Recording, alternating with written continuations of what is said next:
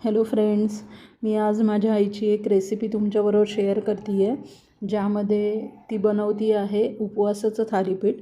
सर्वप्रथम तिने एक कच्चा बटाटा खिसून घेतला आहे पूर्णपणे. कच्चा बटाटा खिसून घेतल्यानंतर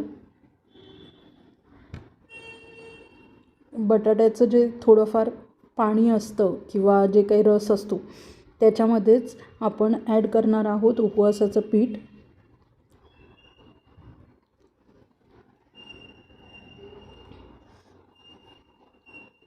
त्यानंतर थोडंसं तिखट,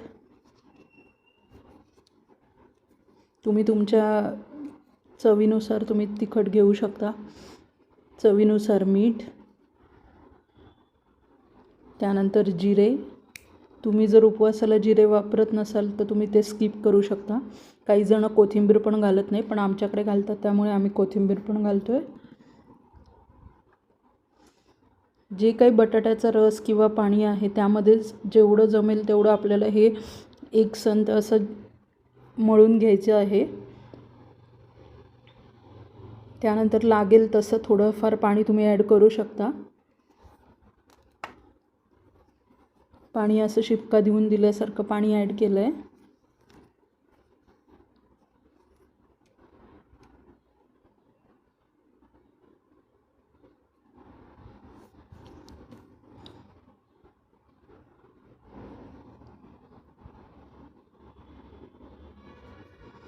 अशा प्रकारे आपण छान असा थोडासा घट्ट, थोडासा सॉफ्ट असा आपण एक डो बनवून घेतला आहे, गोळा मळून घेतला आहे आणि तो एक 5 मिनटासाठी आपण ठेवला होता. त्यानंतर ज्या कढईमध्ये म्हणा किंवा तव्यामध्ये तुम्ही थालीपीठ लावणार आहात त्याला खाली आधी तेल लावून घ्या किंवा तूप लावून घ्या, तुम्हाला ज्याच्यात करायचं असेल. आम्ही शेंगदाण्याचं तेल वापरतो त्यामुळे आईने शेंगदाण्याचं तेल लावून घेतलं आहे उपवासासाठीचं. त्यानंतर त्यावरती अशा प्रकारे तिने छान थालीपीठ असं थापून घेतलं आहे आणि मंद आचेवरती ते नंतर तुम्ही ठेवून त्याचं व्यवस्थित शिजवून घेऊ शकता. थालीपीठ होऊ द्यायचं आहे व्यवस्थित, कच्चं राहू देऊ नकात.